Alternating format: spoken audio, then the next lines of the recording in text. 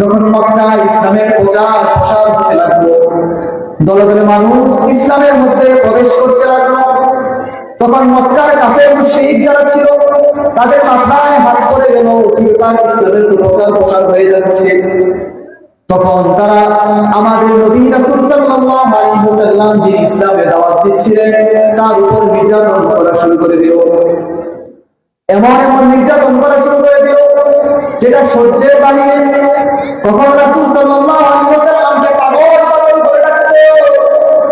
কখন রাসূল সাল্লাল্লাহু আলাইহি ওয়াসাল্লামের পিছনে দুষ্ট খারাপ বালকদেরকে দেখিয়ে দিত, যারা তার পিছন থেকে পাগল পাগল করে ডাকতো, পিছন থেকে তাকে বিভিন্ন ভাবে হাসি ঠাট্টা বিদ্রুপ করত।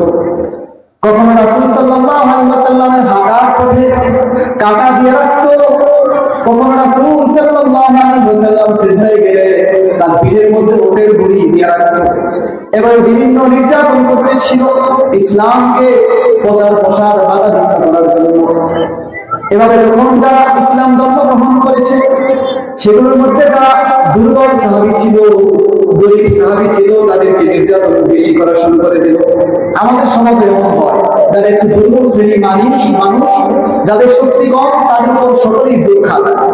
তো কাফের মুশরিকরা এই দুর্বল শ্রেণীর লোক যারা ছিল, সাহাবী যারা ছিল, তাদের উপর অত্যাচার বাড়িয়ে দিত। তখন সেই সাহাবীরা রাসূলের কাছে গিয়ে আর জিজ্ঞেস করলেন, আল্লাহ রাসূল, এই অবস্থায় আমরা কি করব?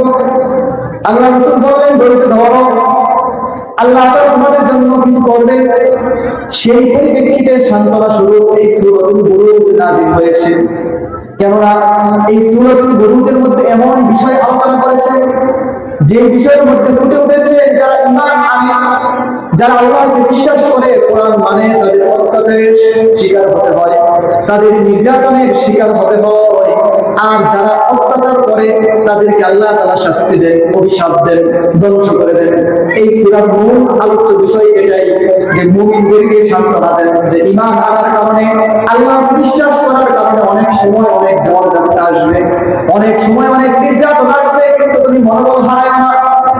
আল্লাহ তাআলা অবশ্যই যারা নির্যাতন করে, যারা ইসলামের বিরুদ্ধে থাকে, তাদেরকে শাস্তি দিবেন।